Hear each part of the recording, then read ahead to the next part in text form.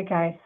Um, so there's a lot of you that may not know my mannerisms about the inspections, and I will remind you that I have been doing this same method for, my goodness, well, honestly, I don't even think I can count at this point. It's been several years. And that is that Exodus 9:31 says that the barley was smitten and because it was Aviv and the flax was in bloom.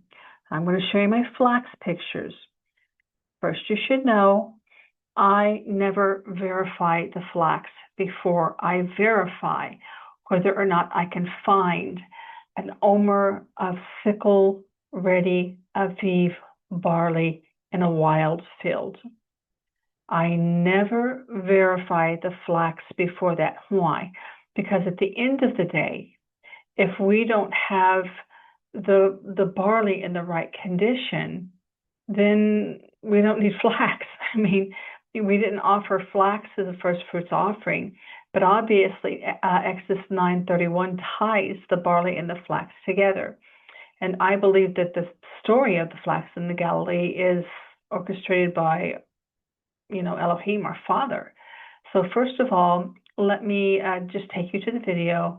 And I had to go to the store today, and I realized on the way to the store, I've been deferring my life over the barley and studying Hebrew. So I had to go to the store today, and I thought, well, on the way to the store, let me go to this other store, and I'm going to drive by where I know that there's generally a lot of right timing. And so that's what I did, and I just took you with me.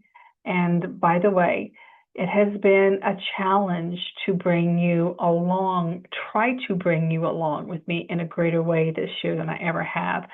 I don't always feel like I did a very, very good job. There are a lot of obstacles, and even today it happened. Even when I wear a hat, it can be hard to see the screen of your camera, of your GoPro, of your cell phone in the sun. It's a real challenge.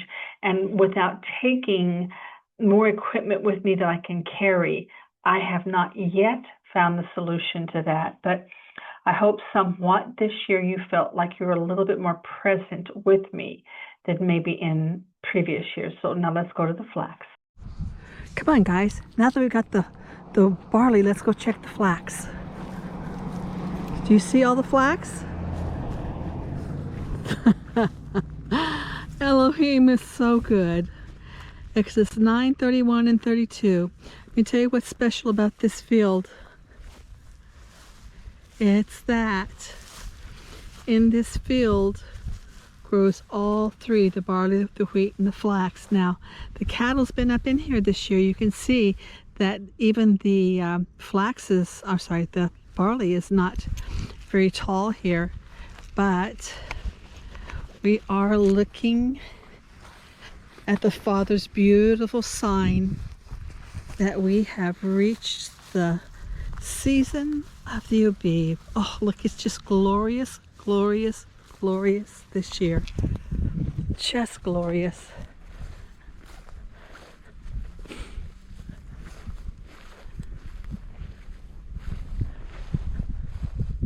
See all that?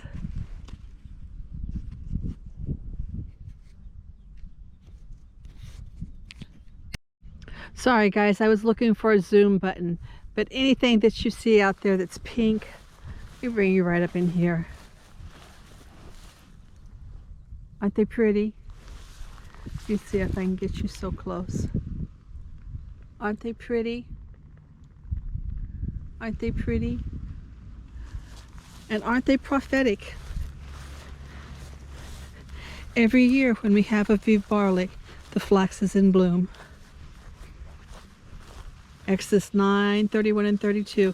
And here's someplace is some wheat, but it can't be known because its fruiting head is not out.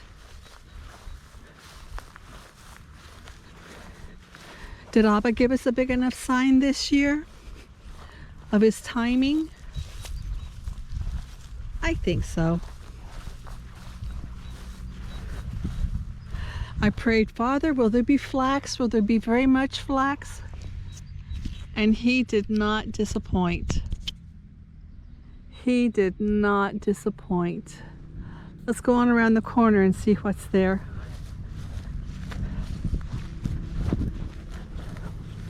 It's beautiful, I love it, but this part with the flax will be very short.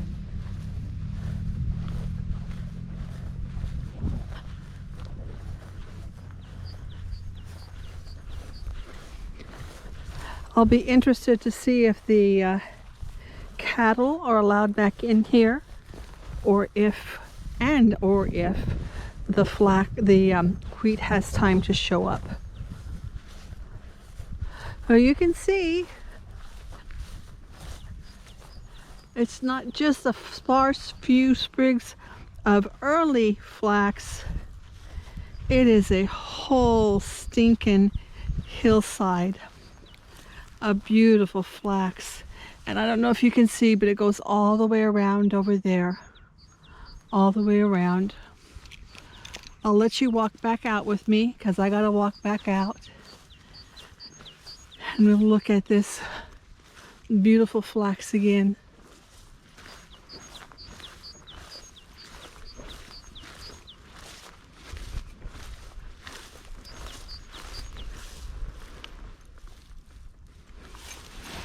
That's clover.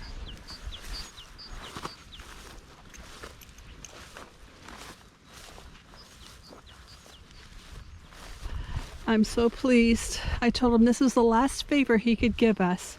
The last blessing is to let there be a strong show of the flax on the land, supporting that the barley is Aviv. And he gave us that last favor.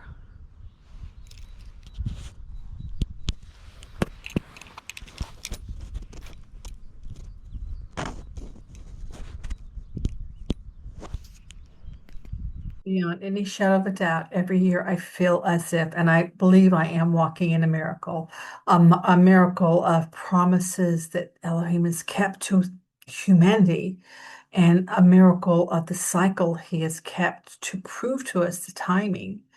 And so with that said, what I want to do next is I want to go in and I want to show you about the history of the flax in the Galilee and why I think it's so significant.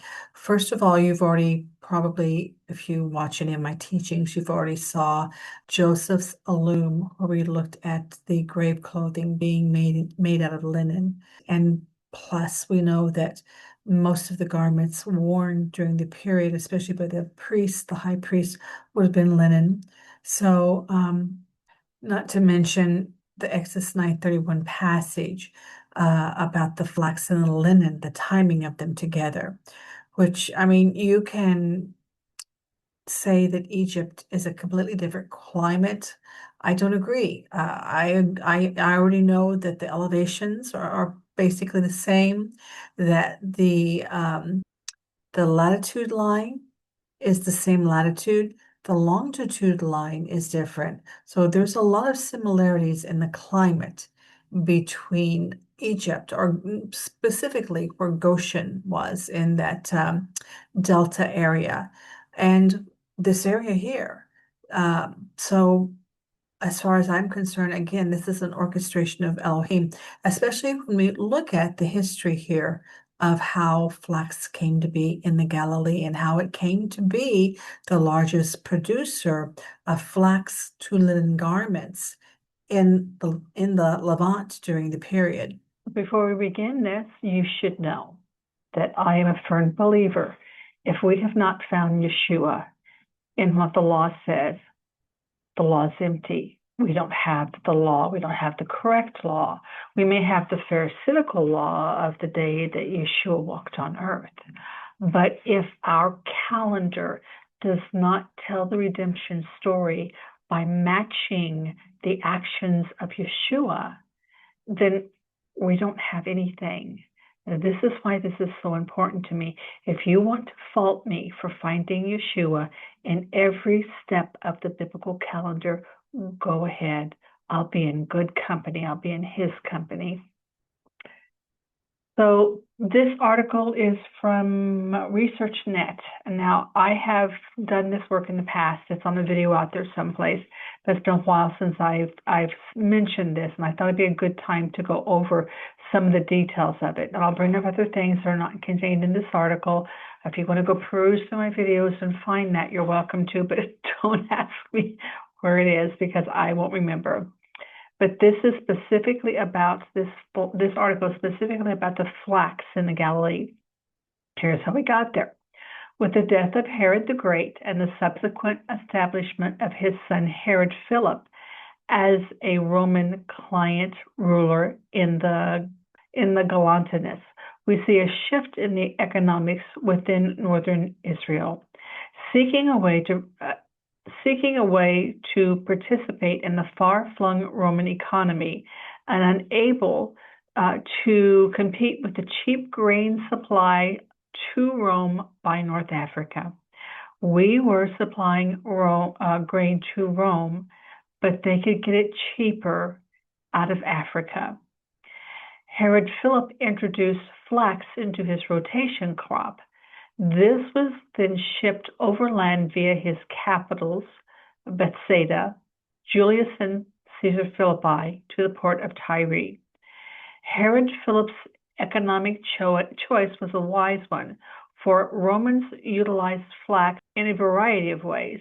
From the Roman consumer's standpoint, processed into different stages, it supplied material for tunics, leggings, water-resistant capes, and tents. So it was actually a little bit more than that. The Romans at this point were layering linen with animal fat, and they were using it as an armor.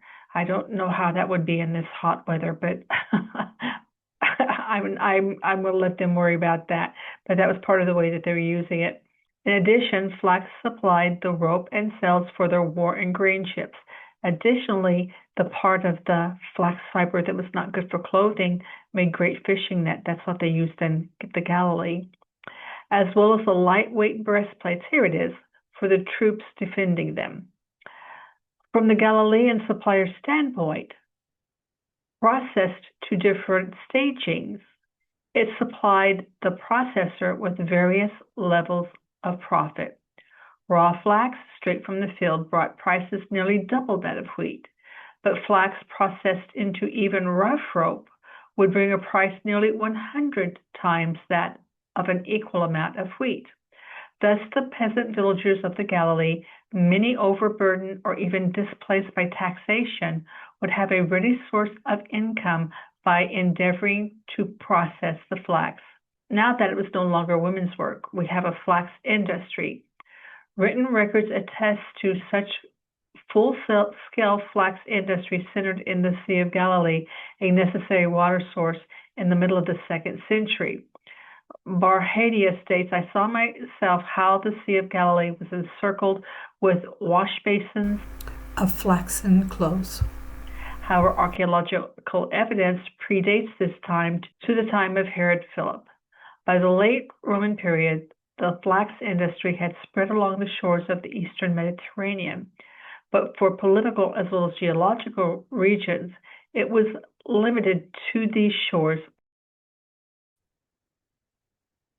So in my past research, this was just a little snippet that I grabbed just to show you that such places as ResearchGate and academia and, oh my goodness, there are a lot of scholarly articles out there about flax in the Levant, centering in this area of Israel.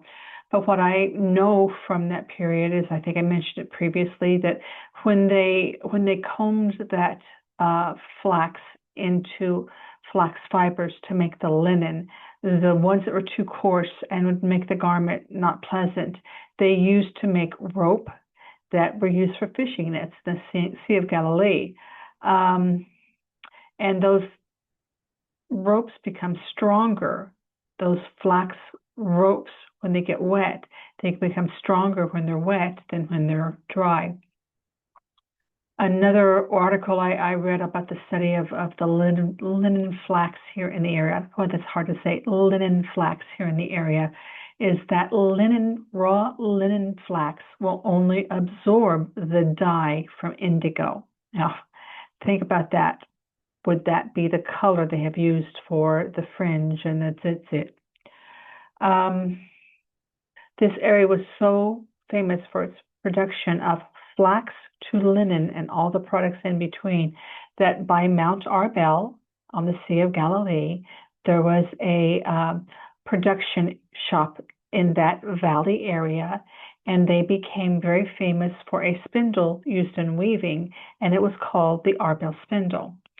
Bethsaida produced the finest flax. History said you couldn't get near the fire because the fire would consume the flax, that the material was so fine. And there's a lot of oil production evidence from the flaxseed also in Bethsaida.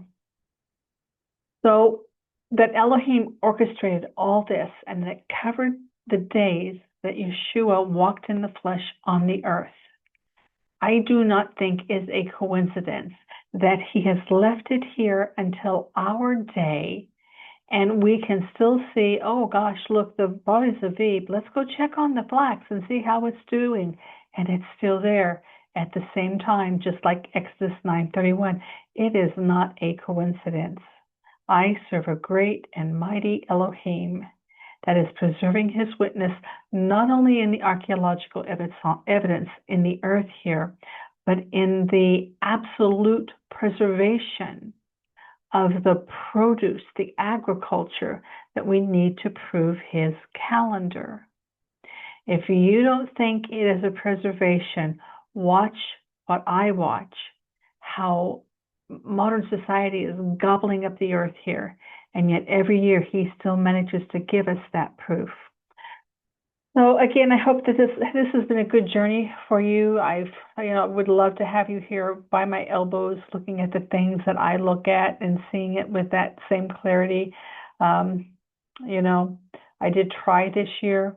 I don't think it would have flown. I wondered why there was no interest, what was going on, and then pitom, suddenly we had a full-blown war. So very few people want to travel to Israel during the war. In fact, we know the other group got stranded here for a good long time. So I understand why the Father didn't let that plan go forward, and that's okay. That's okay. He has his reasons, and we respect those reasons, and we wait on his timing. And if you have any further questions, you can write me at the email in the description box.